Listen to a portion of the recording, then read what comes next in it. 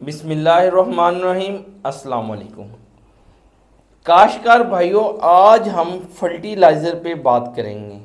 आज हम कोशिश करेंगे कि डीएपी और बीओपी में मेजर फ़र्क क्या है और हमें डीएपी कितनी इस्तेमाल करनी चाहिए और ये हमारी फसल को किस तरह मददगार साबित होती है कि वो हमारी पैदावार में इजाफा कर सके।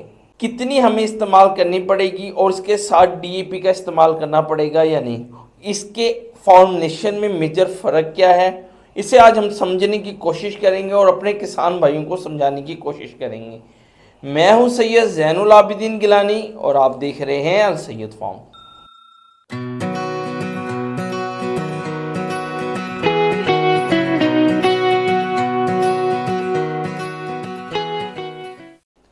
हमारे साथ मौजूद हैं सैयद शाह हसन गिलानी साहब। अस्सलाम वालेकुम। वालेकुम सलाम। शाह हसन गिलानी साहब, इस टाइम मार्केट में डीएपी और बीओपी दो अलग-अलग डीएपीओ की यानी कि शक्ल इख्तियार कर चुकी है। हमारे जो से पेस्टिसाइड वाले भाई हैं वो कहते हैं जी आप डीएपी का इस्तेमाल ना करें और बीओपी का इस्तेमाल करें। पहले तो हमारे किसान भाई को डीएपी के बारे में समझाएं, वो हमारी ज़मीन को किस तरह फसल में वो मददगार देती है, उसे कामयाब बनाती है पैदावार को। तो डीएपी का क्या फार्मूला है और बीओपी हमें किस तरह इस्तेमाल करनी होगी। पाकिस्तान की ज़मीन में जो सबसे ज़्यादा ज़मीनों में जो इस्तेमाल होती है वो फास्फोरस के तौर पर एज ए डीएपी ही इस्तेमाल होती है। ये पाकिस्तान का सबसे सस्ता और आसान डीएपी का फार्मूला है। बाकी सब जितने भी डीएपी के फार्मूले हैं वो सब महंगे हैं और सब का जितनी ज़्यादा डीएपी बिकती है इतनी कोई भी नहीं बिकती। अब आपका क्वेश्चन ये है कि बीओपी कितनी है। अब आप ये देखें कि डीएपी का जो फार्मूला है वो 46-18 है। 46-18 का मकसद है कि 100% में 46 किलो डीएपी और 18 किलो यूरिया। जब हम इसका 50 किलो का बैग देंगे, अब तो माशाल्लाह जब से इन्होंने महंगी की है, अब माशाल्लाह वो बच्चा भी एक पैदा कर दिया है 25 किलो वाला। अब वो 25 वाला भी आपको बच्चा मिल जाएगा। जिसका पैसे नहीं है वो पूरी बोरी भी लेके नाट फेंक के वो आधी बोरी ले ले, अपना गुजारा चला ले और दोबारा फिर फार्मूला उसका वही है। 100 रुपये उसका खर्चा जो उसकी पैकिंग पे हुआ है ना, 100-150 रुपये उन्होंने वो ऐड कर दिया और 25 किलो का वो आ गया है। अब इसमें 46 किलो यूरिया होगी 100 किलो में। अब इसका जब हम 50 किलो वाला बैग इस्तेमाल करेंगे तो उसमें 23 किलो डीएपी है और उसमें 9 किलो यूरिया है नाइट्रोजन। ये जो नाइट्रोजन होती है ना फास्फोरस के साथ, ये बेसिकली नाइट्रोजन नहीं होती। ये नाइट्रोजन उसके फार्मूले को उस फसल को लगने के लिए नाइट्रोजन दी जाती है कि डीएपी फसल को लगे। इसलिए नाइट्रोजन ने कोई फर्क नहीं करना होता कि जी 9 किलो आपको नाइट्रोजन मिल गई और ये नाइट्रोजन है। ये नाइट्रोजन उसके फार्मूले में शामिल है। उसके जब फार्मूले में नाइट्रोजन शामिल है तो वो डीएपी को पौधों को प्रोवाइड करने के लिए नाइट्रोजन काम देगी। जब नाइट्रोजन होगी तो पौधा इस्तेमाल करेगा। जो फास्फोरस में नाइट्रोजन होता है वो एज ए एक्टिवेटर यूज होता है, वो खाद को एक्टिव करता है। उसमें आप ये नहीं काउंट कर सकते कि इसमें नाइट्रोजन की हमने कमी पूरी कर दी। और जो बीओपी है उसका फार्मूला है 16-25। 16% उसमें जौन सी है फास्फोरस है। अब 16 या 48 मतलब 3 बोरियां बीओपी की इस्तेमाल करेंगे तो हमारी 46% वो आपको मिलेगी, क्या नाम अपना फास्फोरस जितनी खाद मिलेगी। और उसमें 25% है नामियाती मादा, क्योंकि पाकिस्तान की ज़मीनों में नामियाती मादा कम है।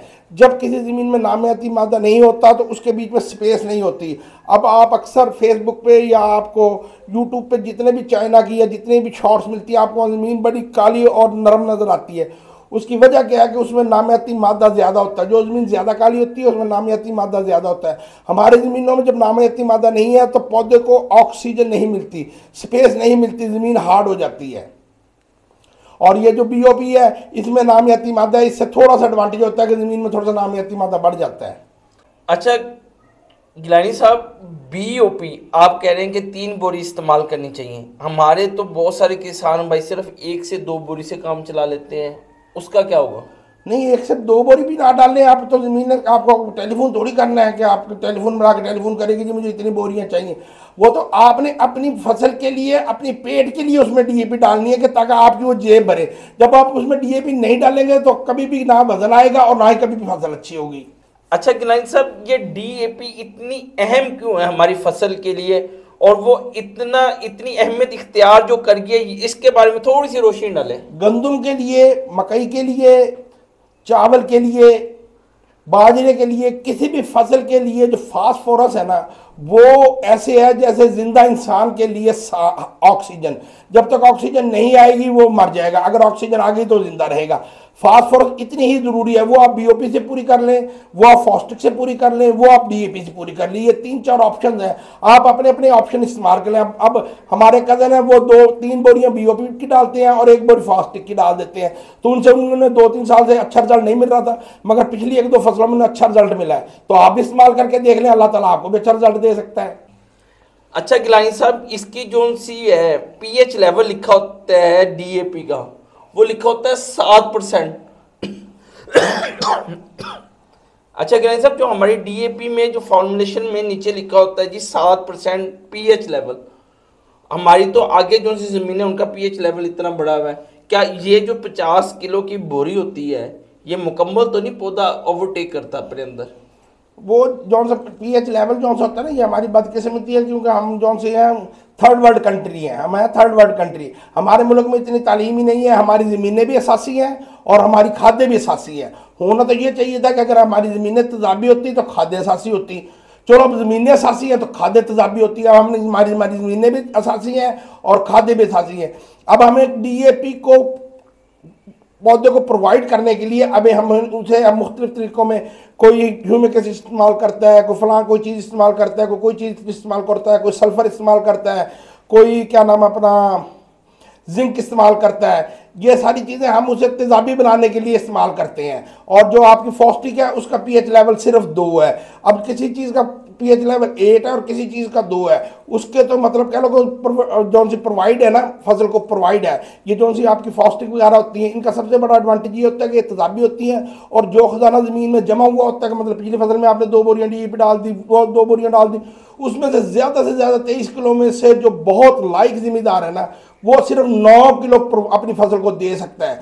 बाकी जो 14 किलो वो जौन सी है आपकी डीएपी, वो ज़मीन का हिस्सा बन जाती है। फिर ये जो फॉस्टिक जैसी खादें होती हैं या बीओपी जैसी खादें होती हैं, इनमें क्योंकि नामियाती मादा थोड़ा सा ज़्यादा होता है, ये उन्हें फिर तदाबी करके तो अपना एक तो अपनी खाद उन्हें प्रोवाइड कर देते हैं, और जो आपका ख़जाना बीच में ज़मीन में दफन होता है वो भी प्रोवाइड कर देते हैं। और आप कहते हैं जी हमारे रिजल्ट बहुत अच्छा आया। रिजल्ट तो बेसिकली जो बीच में आपका पिछले 10-20 सालों से जो डीएपी जमी पड़ी है, रिजल्ट तो उसका भी आ रहा है। किसान भाइयों, आज की हमारी वीडियो बेसिकली अहम जूस डीएपी के बारे में थी कि हमारी फसल को डीएपी कितने किलो चाहिए और वो हमारी फसल को किस तरह मददगार साबित होगी। तो अगर आपको हमारी ये मालूमाती वीडियो पसंद आए तो हमारे चैनल को सब्सक्राइब करें, वीडियो को शेयर करें। नेक्स्ट वीडियो तक के लिए अल्लाह हाफिज़।